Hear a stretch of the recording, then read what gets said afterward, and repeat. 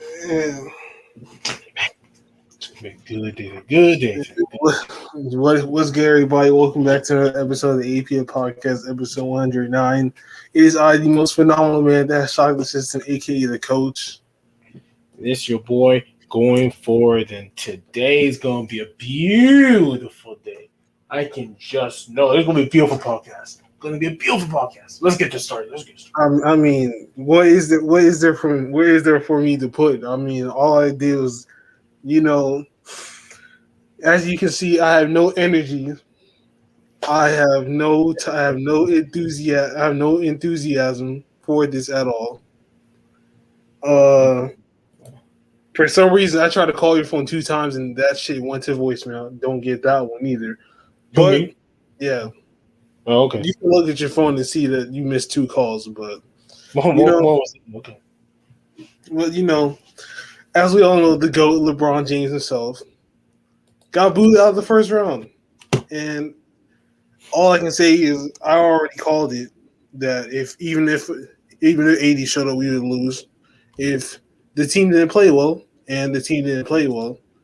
So today is not really a good day for me, but I know you're just fiending for. I know you a thirsty some bitch, man. You Number are. one, number one. Okay, I ain't thirsty for nothing. Okay, that's Cap. cap. You're actually That's that's cap. cap. You Well, know it. the But number one thing that clearly happened was proven. Look, LeBron, it was time for LeBron to lose. I just wanted you guys to lose because you guys don't even deserve to be the seventh seed. Really, Golden State Warriors should have been the seventh seed, but LeBron, had one last hurrah in his body, and he got lucky on that shot. So I was like, okay, this is a bunch of cap. LeBron should have not won this game, but he did, so I give him his little credit. Now, throughout the series, as clearly as I saw the Suns are going to win this, especially when Anthony Davis started having all these injuries, I was like, well, the Suns are going to win. But all the media, oh no, it's the LeBron's going to, pull it out because LeBron has pulled out every single time. But throughout this season, we've seen LeBron has not played well. The ankle injury completely took him down. He made him a lesser version of himself. And yes, he is in year 18, but we all know what happened. He got that knee ankle injury. And I thought, look, Phoenix is a very good defense team. Phoenix has 2 or 3 guys that can throw out LeBron. And LeBron doesn't have the physical strength nor the explosion to truly punish a Jay Crowder, to punish a Mikal Bridges. And truth of the matter is he averaged 22 points per game this series, his lowest in 9 years. who did? LeBron, I think, Oh, like yeah, because 22 he wasn't scoring. He wasn't trying to put the ball in the hoop. Well, clearly the reason why to me wasn't putting the ball on the floor into the hoop really is because he couldn't drive to the basket. Even though yes, you have DeAndre Ayton there. Even when DeAndre Ayton was on the floor, LeBron James settled for jump shots because LeBron James understood that he really could not push and really bully those guys. Anytime he got on the post, he really didn't try to shoot at all. He was trying to pass the ball. That's why he has so many what we would call unforced turnovers because you try to pass the ball in a small confinement of space where there's a Jay Crowder in the middle between you trying to pass the ball to Kyle Kuzma, but you still do it rather than go up straight because LeBron lost confidence in himself. And yes, he did have 29 points last night, but as we always say, it was too late. And again, LeBron has some bad body language at the end of the game. He thinks he should have gone foul calls. He didn't get. Sometimes you have to play on. But he decided to start moping around and all that and crying and complaining. Like, the prima donna he is. As much as I love the man, he is the greatest player of all time. He is the greatest prima donna of all time. Because if things don't go his way, he starts crying. What a surprise. Always crying. Why won't you give me the foul call? Then you got Jay Crowder on his Instagram saying he said it isn't fun when the rappers got the gun, making fun of LeBron. And then yesterday when he did the salsa dancing from LeBron's new Mountain Dew Rise commercial, making fun of LeBron's salsa dancing, and LeBron was not happy about that, and Devin Booker's talking that shit because when you He win, can't because he can't do that. That's why. Yeah, but Laker like Markieff Morris, all of them, Andre Drummond.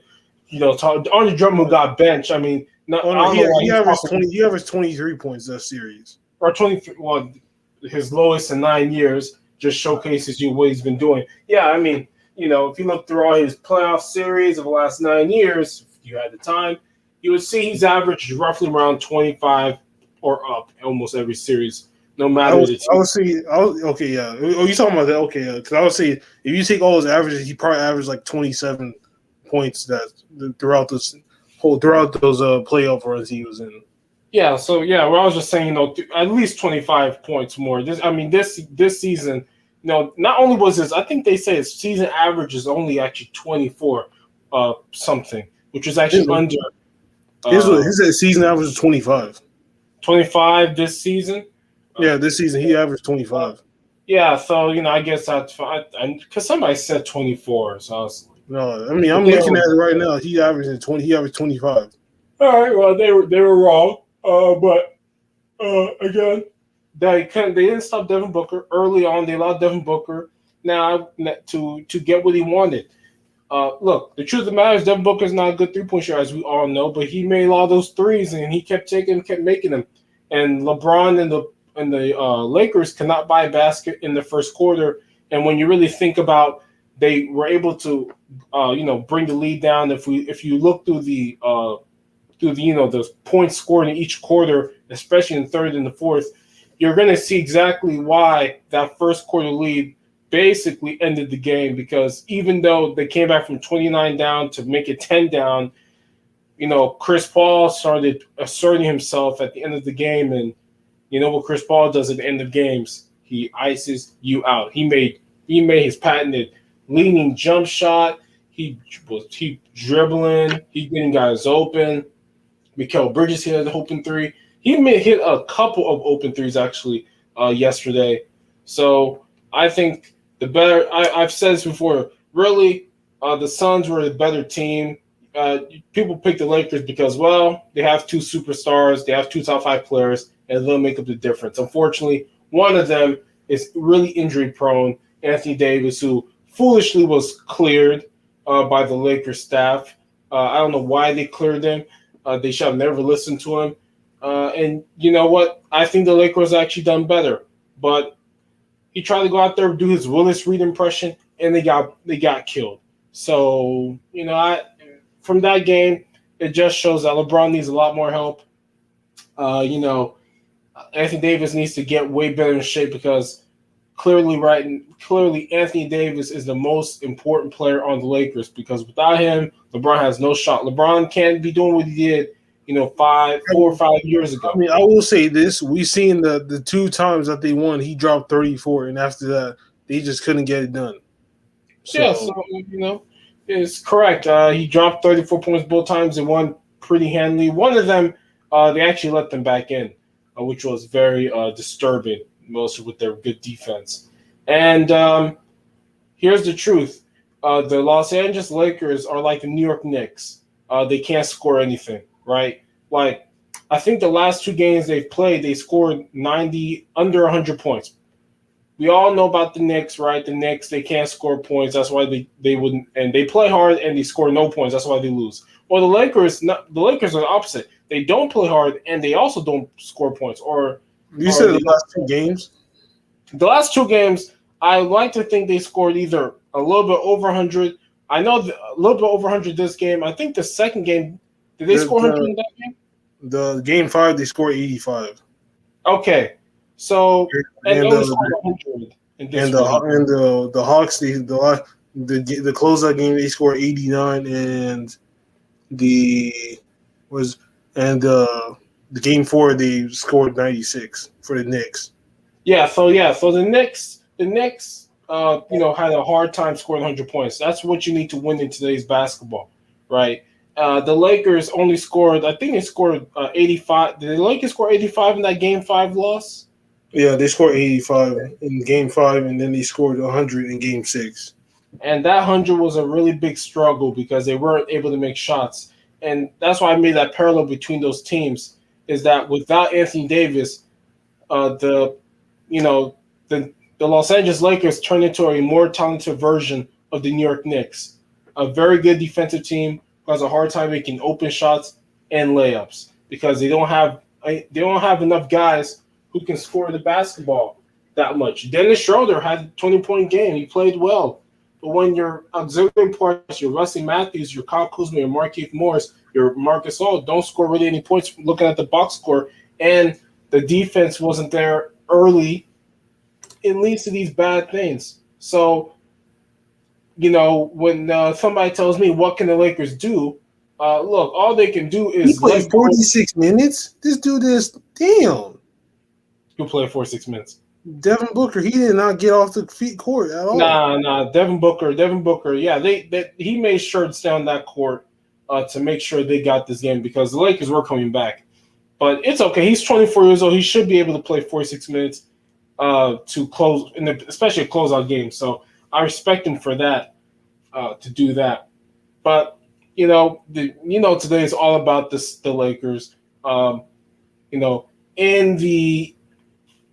In the off season, all they're gonna have to do really is can they get some better 3-point shooters, and They're going to have to rip down their whole roster. They're going to have to. Yeah, they're gonna have to let go. Well, Drummond's not gonna get paid this year, so Drummond's gone. Marcus Gasol's gone. Kyle Kuzma's gone. Kyle Kuzma's gone. They pay that. I don't know who's gonna take $8 million a year for Kyle Kuzma. He's gonna have to go, man. He's just gonna have to. He's not cutting it. I've been saying it from the jump. He's just not serious. He's just not serious about playing ball. He's just not. I mean, you see what he's doing the whole series. He's doing a bunch of dumbass shit that rookies do. And look, I know that, but he just gotta go. He should. I think they should have never paid him the money in the first place and let him move on. Because he's completely regressed from his rookie season. But they paid him $8 million because they won a championship and they thought he could be the future because they do need some young players. I think they should just go with Taylor Horn Tucker. Taylor Horn Tucker has a much better offensive game than Kyle Kuzma. He can go one-on-one. We saw it yesterday when they were trying to come back. He's the young guy they should keep and develop. I think they should ship out Kyle Kuzma if they can. We heard that they're possibly shipping off Anthony Davis. I just have a hard time believing that. Number one, what team really wants Anthony Davis? I heard, that LeBron wants Damian Lillard, Steph Curry, or John Morant. Well, let's think about this in a logical way. Why would the Golden State Warriors trade Steph Curry for Anthony Davis? They're not doing it. Exactly. And plus, Steph has said that he wants to go and run it back with Klay Thompson. So, Steph Curry is not going to be pushing for this trade to LeBron James. Okay? Next was John Morant. I heard John Morant.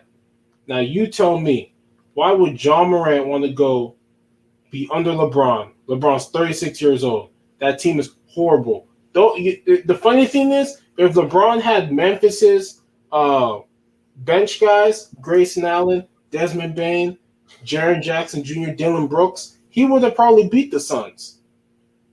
So why would John Morant want to go to a team like the Lakers with all those bad players, those bad fits, to be with LeBron James? Plus, John Morant just experienced the playoffs. He said he thinks they're building. So, and he's 22. So he's not leaving. And he's not pushing for it at all. And then the last but not least, I think the most plausible one is Damian Lillard. Because as maybe you have read, but I did read, Damian Lillard basically said, we are so bad that we couldn't beat a team who didn't have Will Barton, Jamal Murray. I did see that. Right? Like he talked about these comments, like they are clearly not close to championship. It's funny. 2 years ago, he was in the Western Conference Finals. Now he's getting bounced out the first. Now it's been 2 years out of the first round. So, it quickly changed for him. They have. I think that the funny enough about the conference finals team, they had it was Aminu and Obviously, had Nurkic, him. They had no Carmelo Anthony. That was the year after. That was a completely different team. But this team I thought was better, and they just keep getting bounced at the first round, man.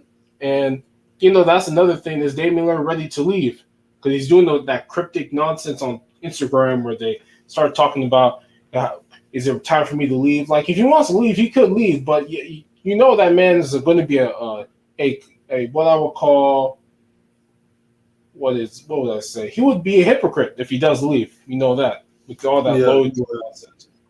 So that's all I got to say. So you can go. Say whatever. I would say this that I need to get there. I need to get the roster. So I need to get the roster up. So I can actually say what I really need to say because oh my lord, does this need? Do these people need okay? So we got I say we keep LeBron, keep AD, keep Dennis Schroeder, keep Montrez, keep KCP, and keep Bam McLemore, and keep Taylor Horton Tucker, and everybody else, maybe Alex Caruso, but everybody else I didn't say you got to get the fuck on because Marquise Morris, Marcus Gasol, he just got to go. He was not doing what I thought he could do, and that is be a decent big man that can shoot the ball and pass. Alex Caruso, I'm just getting sick and tired of seeing every time I watch him play, he's just missing the corner three. He's literally shooting the ball and missing all the time. Jared Dudley, he's literally taking the roster space, not doing anything. And Fonzo McKinney just not getting any minutes. Devontae, he's not getting any minutes. Marquise Morris, always doing something to put the team in a situation where they shouldn't be in. And Kostas not getting any minutes either. They literally run LeBron, AD, Andre Drummond, Dennis Schroeder, Kyle Kuzma, sometimes Montrezl Harrell, Marc Gasol, Alex Caruso, KCP, Ben McLemore. That's like 10. And then there's like Taylor Horton Tucker and then Wesley Matthews. That's like 12 people. And Marquise Morris, that's 13 people. They run a 13-man rotation.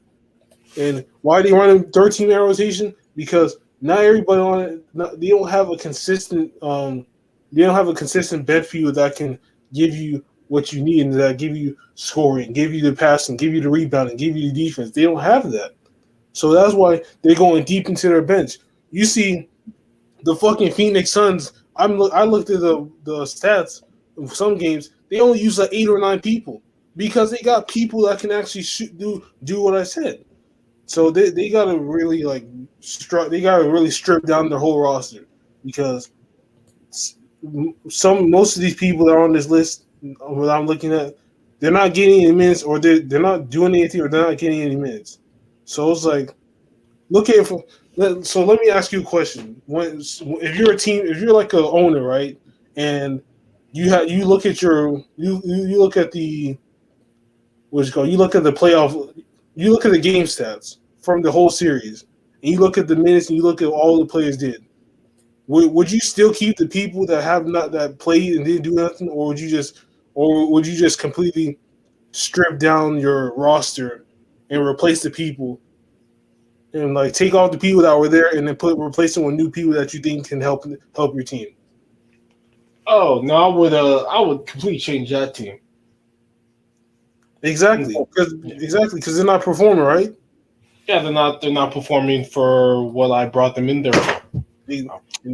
Exactly. So they're gonna have to trade some people, take them off, or do something because this ain't working. Last year's team, I mean, yes, Danny Green was dog shit from 3. Yeah, he was. But at the same time, at least he was making his shots. You got a whole new team thinking this team wasn't gonna make the finals. The way it was going, you got Dennis Schroeder playing 26 minutes and scoring 0 points. 0 for 9 from the field. And you want to demand $100 million? Fuck out of here. You should have took your 4-year, $84 million deal. And let's say you get your incentives, that's like an extra $7 million. You would have got $91 million for your whole contract. So you should have taken that one. You gambled and you lost your money.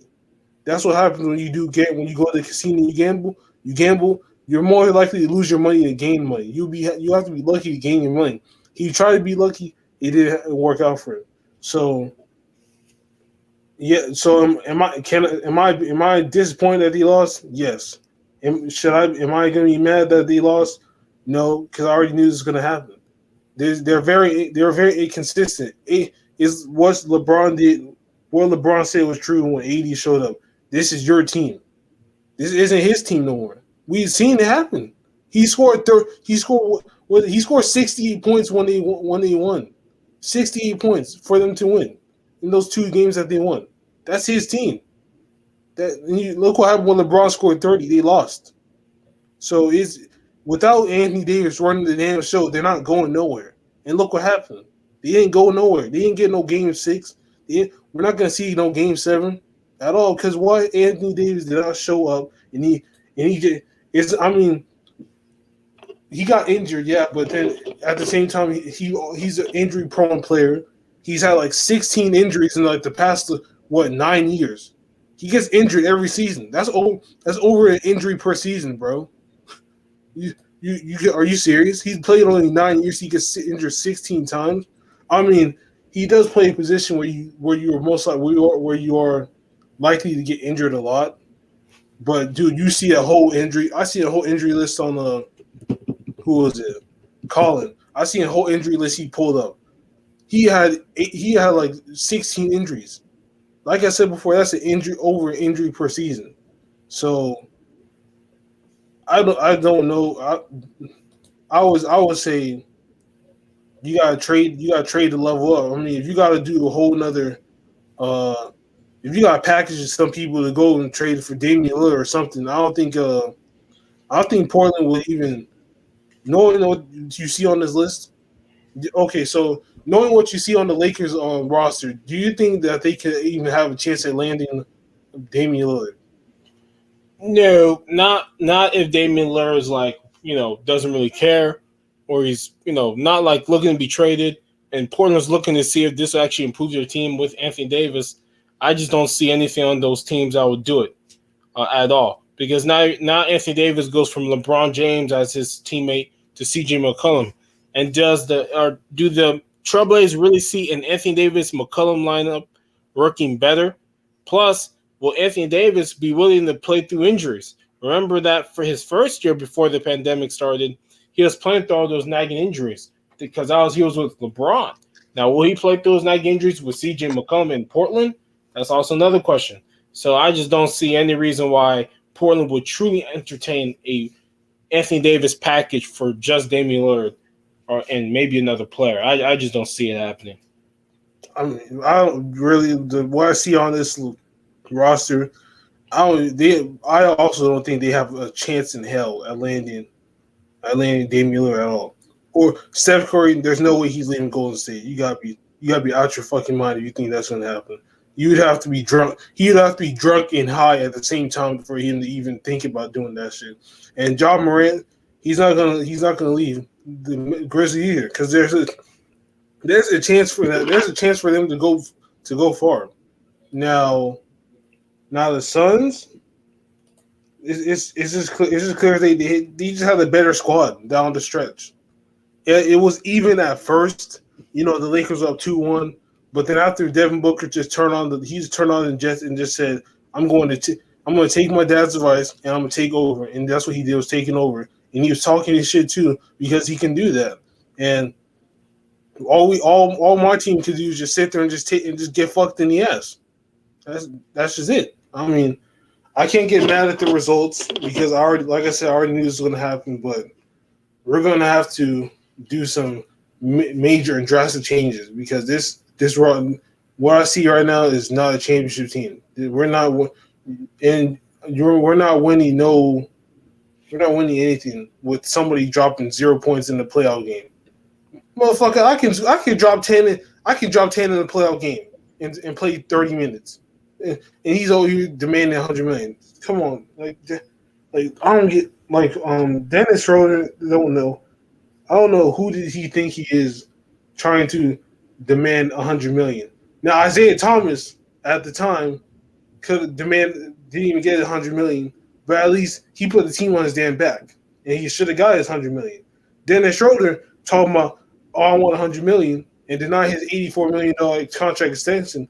Could have taken that one, did not do that, and now look what happened. He'll be even lucky to get 60 million. He'll be, but I mean, there's not much else for me to say about other than we just gotta revamp this team. We just got to. Uh, Yeah. I'll just take the. I've already taken the pill. I've already swallowed it, and I'm just gonna move on from it.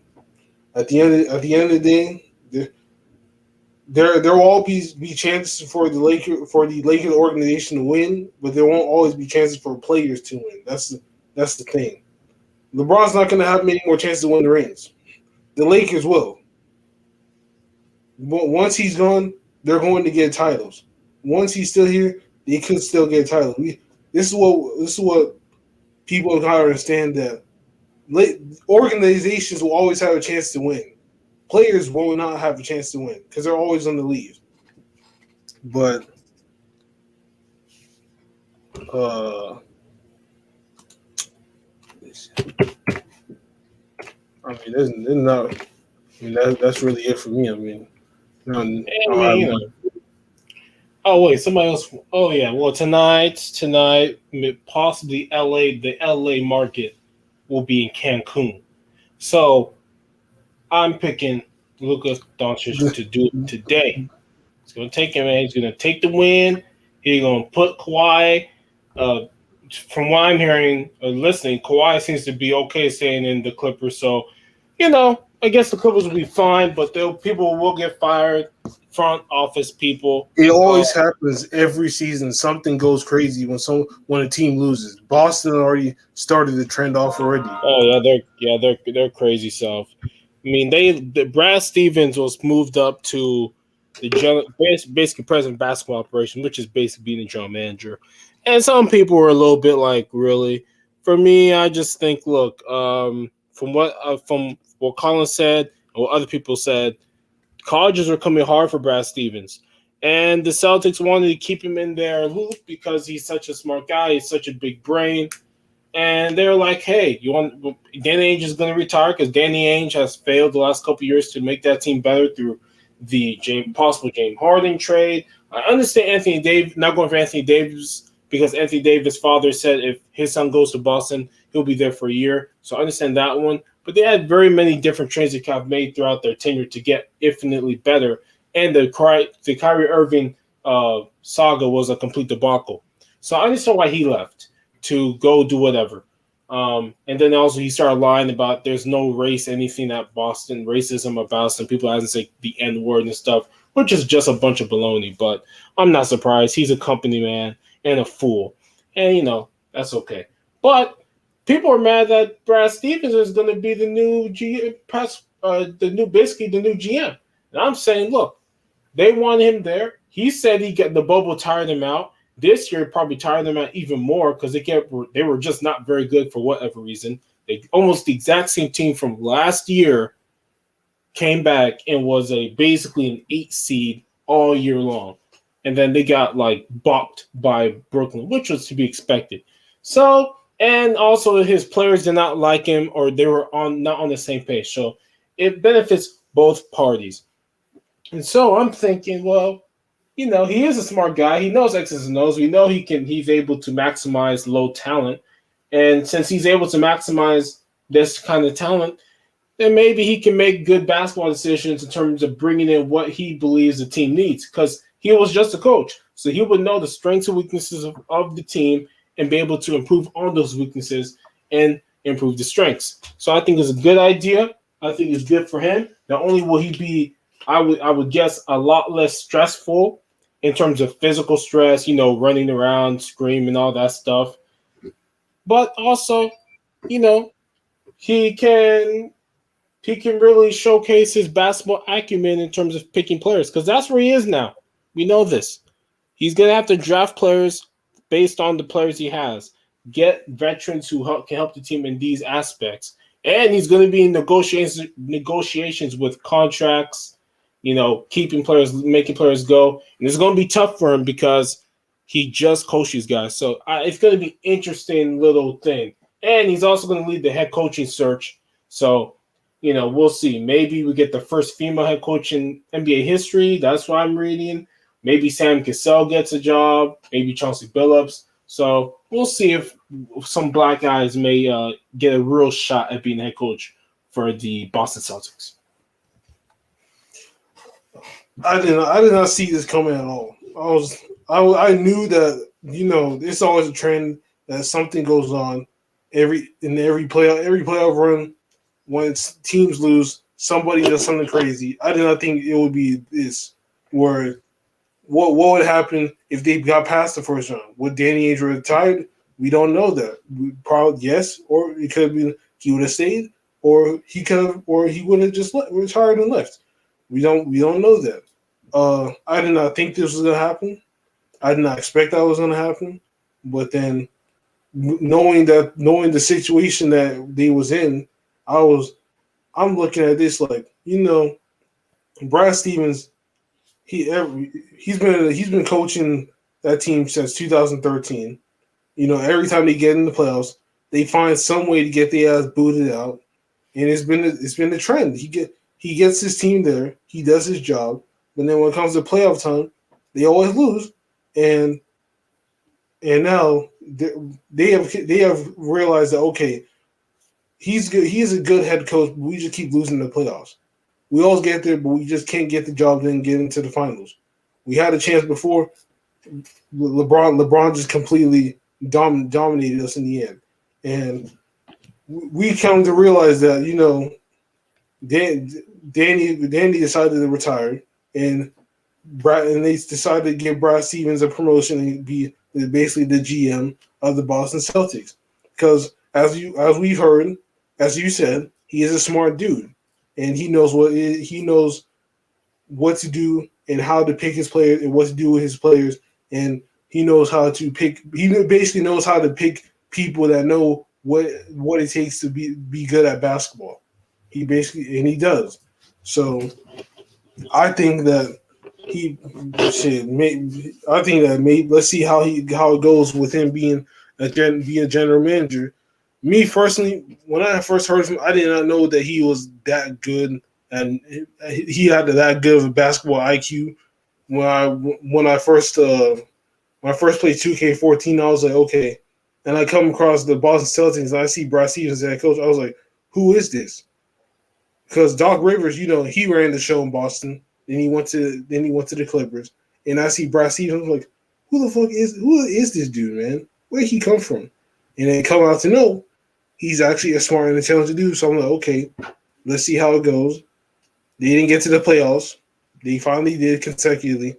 And as we know, they lose. So hopefully that this move for the Celtics is better for him as a GM than he is as a coach. Not saying that Brad Stevens was a bad coach. They just can't get it done in the playoffs. I mean, look. I mean, we know this. You can be a good coach, regular season coach, but can you be a good playoff coach? And to my knowledge, he is. I would say he's not a bad playoff coach, but he just can't really get him and his team can't really get it done in the playoffs. They can't really get to the finals. They can get to the conference finals, but they can't get to the finals. I mean, if you get to the conference finals multiple times, then that's one thing. But if you can't even get to the NBA finals, you have so many opportunities, and it's like, where do we stand from here? Do we keep him as a head coach, or do you move him on? They decided to move him on. How many times did Boston go to the conference finals? Like what, 2 times? No, 3 times in 5 years. They went to it once with Isaiah Thomas before they got Tatum and Brown. Yeah, they went to it twice. They went to it against LeBron, and then they did it last season, I think. Yep. Yeah, they went to it 2019. Then they went to it the year with LeBron that Tatum and Brown played LeBron. And I think it's 2018. and because that was the year before Toronto made the finals. And then they made it again in 2016 with Isaiah Thomas. I know that, and they lost to LeBron then too. I know this because I saw a meme of LeBron or something. The score like 2016 East Finals Game 1 when they were up like 71 to like 37. Oh yeah, I remember that game. They got the They got their shit kicked in. So I think this could be a better move because, like I said, he's better. He's better. His basketball IQ is better when he's picking people instead of like coaching the people that's picked for him. So who knows? But what is it? So now second round, the Nets and Bucks. That starts on Saturday.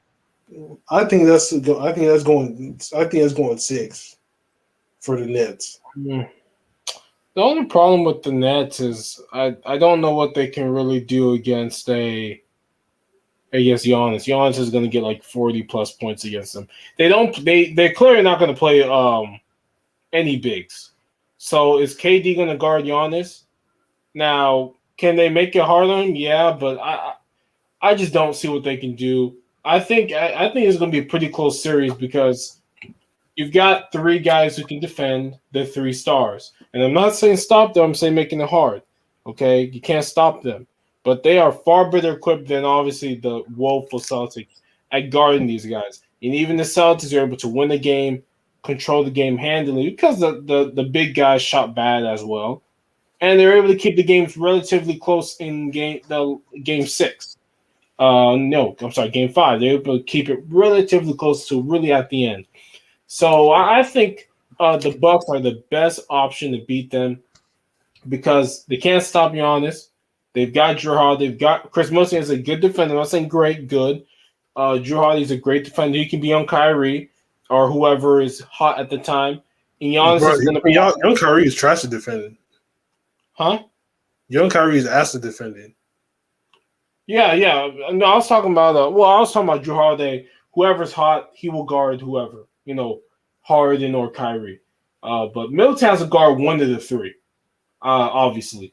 And Giannis, do they rest Giannis on the defensive end and have him kind of be more of like a safety-like guy, or do they put him on like Kevin Durant? Because if they don't put him on Kevin Durant's going to eat Chris Middleton for lunch, or PJ Tucker. We know they're going to throw PJ Tucker, and KD ain't worried about PJ Tucker. Let's be all the way 100. He ain't worried about PJ Tucker. PJ Tucker 6'5" and stout. He may do all that bumping. KD's going to let him bump. They're going to shoot over him and be like, oh, what was that for? So they better put Giannis on him. That was me.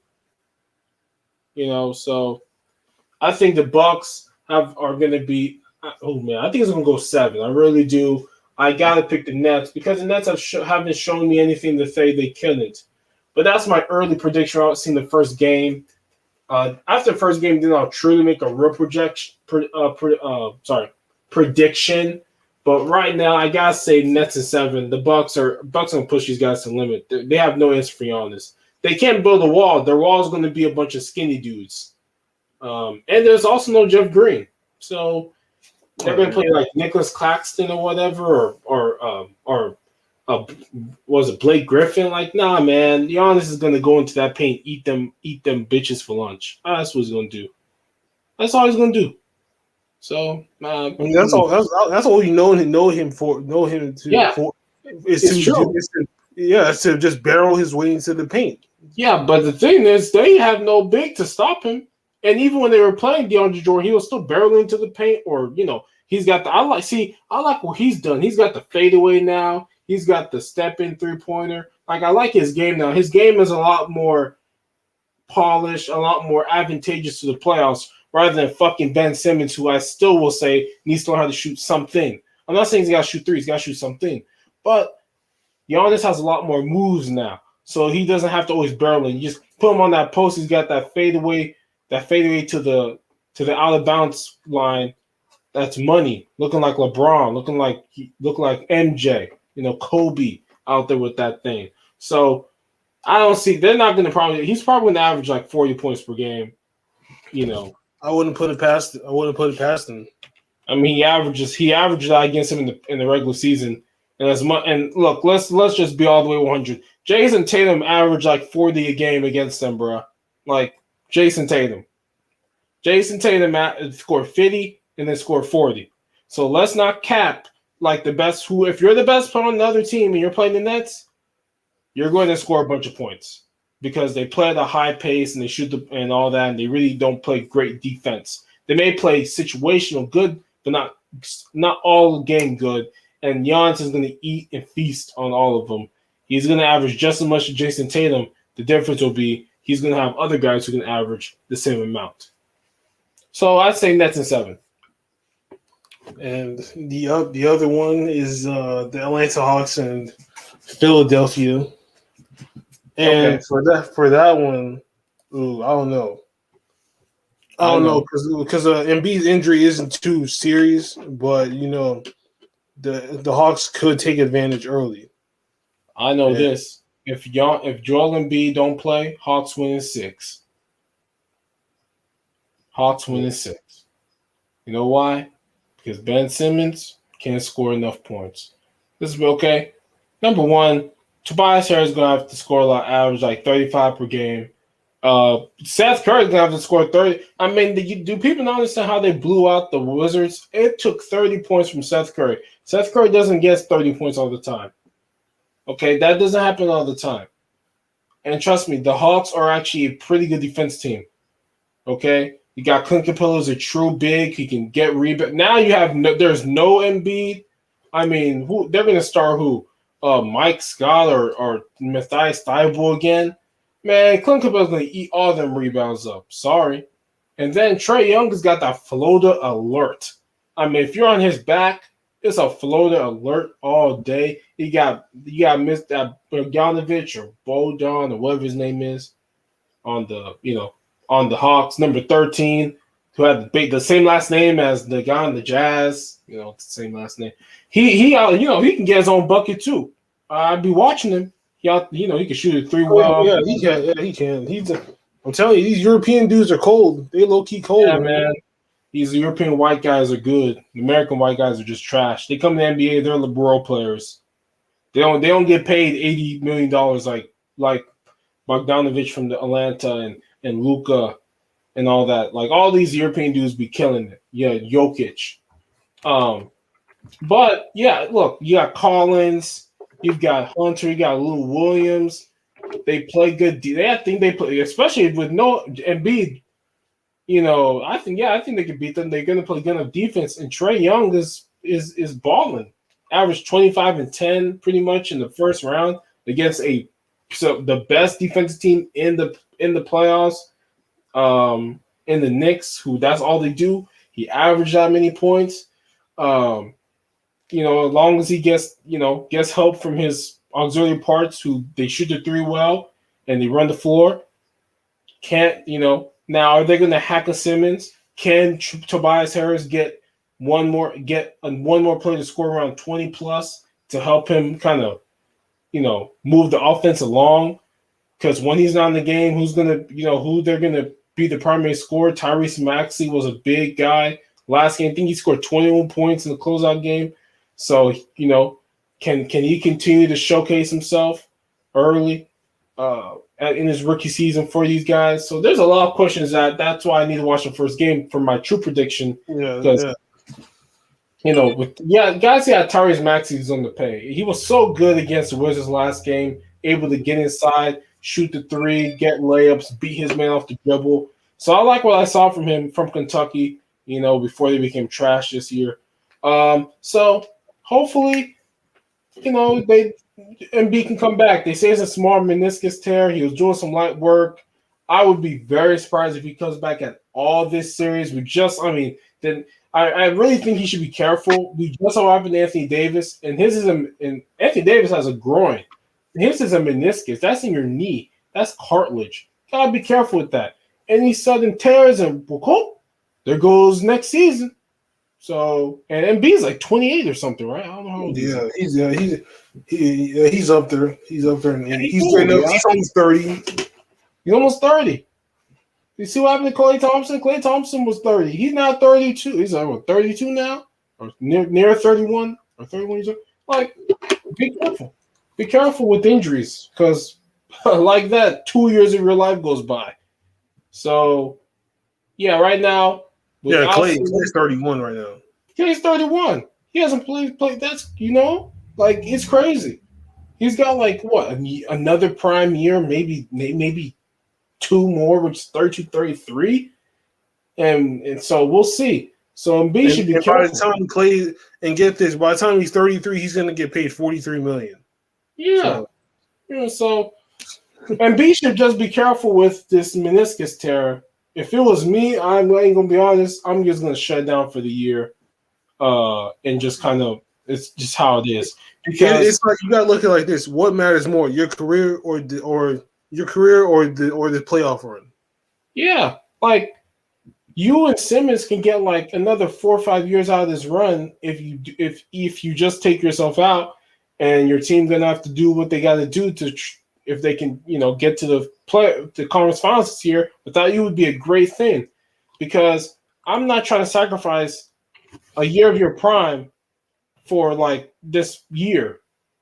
Okay, like Anthony Davis could have seriously affected the Lakers if he actually tore his groin, which would be probably like a couple months, and he wouldn't play the first 25 games next season, which is, what, is that good either? Oh, so you only play 36 games this year and quite possibly miss another 25 to start the next year because you tore your groin, because you foolishly went out there and thought, oh, I can really just walk around and not play defense? Please. So Embiid should just not play. I think he shouldn't. I mean, at the end of the day, you will get to the playoffs again. Yeah. It's just not. It is really. You gotta think about other things other than yourself, other than this playoff run. I mean, yes, you are steps closer to the NBA Finals, but then at the same time, it's like, how are you gonna really enjoy it if you're over here worrying about getting your knee back to 100%.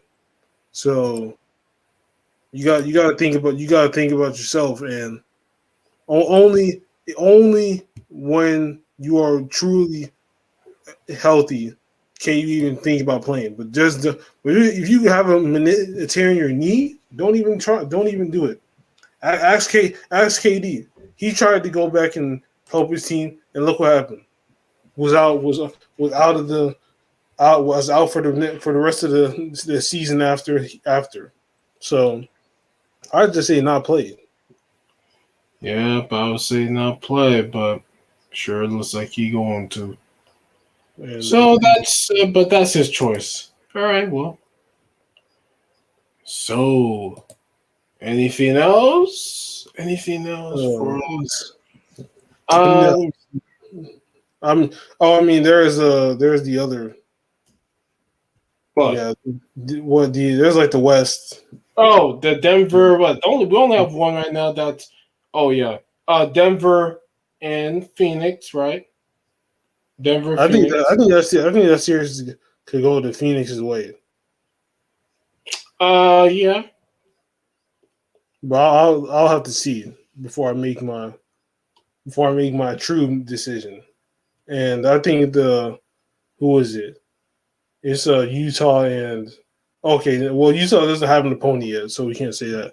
But we'll have to see because I feel like Phoenix can actually do something, and it's looking like they can take on the defending champions, and it looks like they can take on the people that lost to the defending champions. Yeah. Damn. Well, look, I think I gotta pick Phoenix. I'm sure they're gonna have a plan for Jokic, double teams or whatever. But Jokic is gonna get his points. That's just how it is. He's gonna get the 36, plus points. There's nothing you can really do, about that. But it's all about curtailing the others. If they're able to curtail the others, then I think they have nobody on on Denver that can stop Devin Booker, and Chris Paul will have another. Do you know when that series starts? Who's? Do you know when that series starts? No. I think it starts this Sunday. Yeah, I think it would start this Sunday. Yeah, so that's going to be in Phoenix.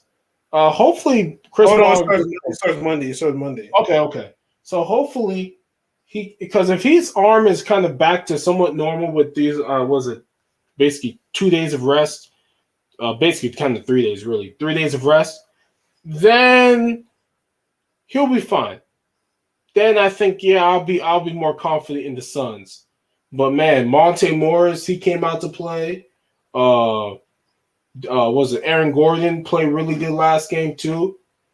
You know, so those Denver Nuggets, they got a chance to make the finals. I'm just telling you this right now, okay?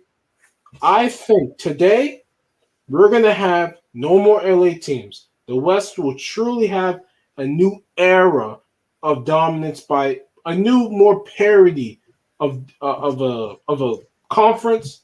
We're gonna be very excited, and if the Brooklyn Nets win, whoever faces them is gonna get fucking destroyed by Kevin Durant and their team. Ain't no cap. That's what's gonna happen. They're gonna get fucking. It's actually gonna look totally different this time. I will say that if the Clippers lose, which they probably will, it's gonna look totally different for the East and West. Yeah, and let's just be honest. We may be pushing this a little ahead, but we're gonna be doing these podcasts. When the season's over, we're gonna be talking about next year, and so you've got Golden State coming back. You've got whoever the two teams will make the finals in the Western Conference. They gonna be confident. You've got the Utahs. You got the Phoenixes. I don't know why I'm saying like I'm Stephen A. the Phoenix and all that. We're putting the S's behind single thing, anyways. You've got he does that shit like the Utahs, the Utahs of the world and all that shit. But you got Utah. You got all these teams who are like, damn, we just saw LeBron lose to the Suns. We beat the Suns. Man, LeBron's easy work now, right? Like this is a true seismic shift in the NBA as LeBron James has been dethroned and his aura of invincibility has been shattered. So I think it's good for the NBA because it forces them to promote other fucking teams. Okay? Because it's always Lakers, and when Lakers lose, everybody's crying, well, the NBA is not going to get any viewership. Well, fuck yeah, because all you do is promote LeBron James. You don't promote Luka. You don't promote Donovan Mitchell. You don't promote Nikola Jokic enough. You don't promote Devin Booker. Now you have to. So let's see. The NBA needs to move on from LeBron. So I think it's good. But man, it's gonna be crazy next year. You're gonna have like the entire Western Conference except like Sacramento's trash ass and in New Orleans and who else? Fucking Minnesota, who's always trash, and Houston. Apart from them, like 4 teams, like everybody else has got a really good shot. Because Memphis, man. If there was no Donovan Mitchell, they would have won that series. I'm just saying. But I like it. I like it though. So, I don't think it's not really. I think we said what we said. Drake Bell got pled not guilty in the Ohio court yesterday. After being charged with attempted endangering children and disseminating matter harmful to juveniles. So, I guess he said some crazy stuff. So, it is what it is. That dude's kind of went down the drain. Oh, iCarly, right? iCarly's getting the new reboot. Yep. Yes, I do. They're that new reboot. I'll watch it. They brought I'm gonna watch it. It's gonna be free anyway. Is it like what you call it? Is there gonna be like different people? Yeah, there's gonna be different people on there. Yeah, but they're bringing it back. Well, yeah, because Jeanette McCurdy retired from acting because her mom died, and she says her mom was really the reason why she acted. She doesn't even like most of the work she did early in life, the iCarlys and all that. So the Salmon Cat. So I get why she didn't come back. But yeah, they're bringing back Miranda Cosgrove, Jerry Trainer, Nathan Kress. Freddie's mom is also coming back. Neville from iCarly. Oh, that nigga. Yeah, that dude, like he's coming back. Did you know he's actually a Wall Street Journal reporter on Wall Street? He's actually had a very successful career outside of that. Bro, he looked like he would be a journalist, man. Yeah. So he actually is. I'm surprised he came back because he's actually a journalist now. But he came back too, so that's cool. What they have, the premise of the show is Carly is in her mid-20s, right? She just broke up with somebody.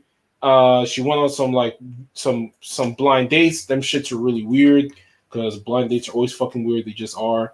And now she decides she wants to restart her iCarly show and all that. She's got a new best friend who's rich and black. Yeah, and then the person that was acting got shit for it. Yeah, people get all mad. Like, why are you getting mad at her? If you want to be mad at somebody, be mad at Jeanette McCurdy. She's the one who disappointed you guys. But we're just supposed to they have to introduce a new foil for Carly. That's how the show fucking worked. The show worked because the two girls were friends. You have Freddie, who is his weird whatever, and Freddie is is living back with his mother because he fucking failed. At the end of the show, right, he was gonna start his fucking company, and that shit failed. So he's living back with his mama. So he a sad ass motherfucker. He living with his fucking mom again, like shit, bro. And it makes me laugh because in real life the dude's has 2 kids, and he's married, and his fucking character is a deadbeat. Fucking, he's a deadbeat bum, man. Deadbeat bum. And him and Carly gonna rekindle their romantic shit because they kiss at the end of the show and shit, and that kind of where it left. So we'll see that. Fucking Jerry Tran's character, he's still fucking weird and alone and living that fucking flat. So it's cool, man. I can't wait for it. If they just give me what I expect from iCarly, then I'm gonna like it. When you bring back a show that you liked, all you hope is that the show improves, but it does keep kind of what it made it so good. So if they do that, fine, I'll be happy. I'm not mad that Jeanette McCurdy's gone. It happens. People leave. People, like I didn't even know her mom died. I didn't even know that part. Yeah, I didn't know her mom died, and I never knew that her mom is the one that really got her into acting. So yeah, I can see why when she died, she kind of just said, "I don't want to do it no more." And now she has a podcast on YouTube, and all that. So good for her. So everybody has one of it. Everybody really does. Everybody because it's so easy it's just so easy to make. Anybody can make it. Anybody can just come up and say let's do a little podcast or whatever. But I hope it turns out good. I hope we do. Yeah. Man. Yeah, it's true. But yeah, that's about it. There's they have Resident Evil. Just at the end, the shows we're watching. They're about to go watch some TV. They got wrestling. Oh, I wanted to tell you, just for you and maybe other people like wrestling, that WWE is positioning themselves to be moved over to NBC. Oh my god! Yeah, so I can tell you some of the details. All right, so they're ready to move SmackDown. Right, remember USA Network is under NBC. They're owned by NBC Universal. They just signed a new deal to keep Raw there for about $265 million per year. So right now, Fox has SmackDown. Once the Fox deal runs out in 2024, expect to be able to watch SmackDown, Raw, all the pay-per-views on Peacock. So yeah, it's not on TV no more. I don't know if SmackDown. See, if SmackDown's going to be on TV, the only place it can move to is either actual NBC, which is not going to happen, or it goes to USA Network. Because I don't know if they're going to go under NBC. That's it. That's the only 2 places. Either the actual NBC, or they're going to go to USA Network. Or what I think is going to probably happen is you're going to have to get Peacock to watch SmackDown. I mean, I already got. Yeah, so that's not a problem. Yeah, that's not a problem. But yeah, I don't know if it's going to be on TV no more. I really don't. It sure sounds like it. Because NBC is so packed. Just look at NBC, right? Just today, look at NBC's like Friday night slate. I don't know if they're gonna put 2 hours of SmackDown on NBC. So yeah, I think it's gonna be on Peacock or USA Network. But yeah, that is the news of WWE. It's moving again because Vince McMahon's ready to retire. He's trying to get another bag. As if he doesn't have a bag already, but Yeah, but that dude always wants to get a fucking bag. I mean, I can't hate on you. Secure all your money while you can before you can't no more. Yeah, it's true. It's true. But with that being said, this has been another episode of the APF Podcast, episode 109. It is I, the most phenomenal man that shot the system, aka the coach, signing out. And it's your boy going forward. Hope you guys enjoyed the podcast. We talked about a lot of different things. Give it a little bit of a different spice. For the Friday night coming here. But if you guys enjoyed the podcast, please leave a like, a comment. We may not fucking read it, whatever. But there's never any comments. Okay, good. But that's the thing about what we do is that we don't really give a fuck, to be honest. Just do this shit just to talk. I don't. Yeah. I mean, I'm like, okay, we're talking to ourselves, but at the same time, it's like, if you give a fuck about the numbers, you're not gonna enjoy doing this shit. To be honest with you. Yeah, of course. And when we get big, and this podcast somehow pops, hopefully you don't get fired for the shit we be talking about here. But we don't never reveal our names, so we'll be fine. I'm just saying, okay, people find out your fucking podcast and they're like, what the fuck are you saying on this podcast? And they fucking fire your shit. So that's why we don't use names or anything, so we can say what we want and go to work and be okay. So yeah, always a thing, okay? Because be very careful what you say on the internet. These fucking weirdos always get mad and shit. I can never stress enough that people don't want certain things to be like, okay, let's say like, when you say, when the girls say like, okay, don't look at my feet, my toe, my nails and shit. Don't say this shit, man. People probably won't notice. That's all I gotta say. If you don't want nobody to notice, don't say it. There won't be noticed, but you want to go ahead and just point out anyway and tell them don't look at it. But I know what you're doing, but telling us not to look at it, they're going to look at it anyway. It makes them want to look at it even more. I know what y'all doing with that. I'm not stupid. I've been around the block. We've been around the block before. We know what the time it is when people say shit like that. So, and when people say don't do it, don't look at it, or don't do this, it makes them want to do it even more. But it's whatever though. Yeah, man. So if you guys enjoy the podcast, like I said, leave a like, subscribe, and that's it for us. And make sure you share the content to everybody, and we out. Later.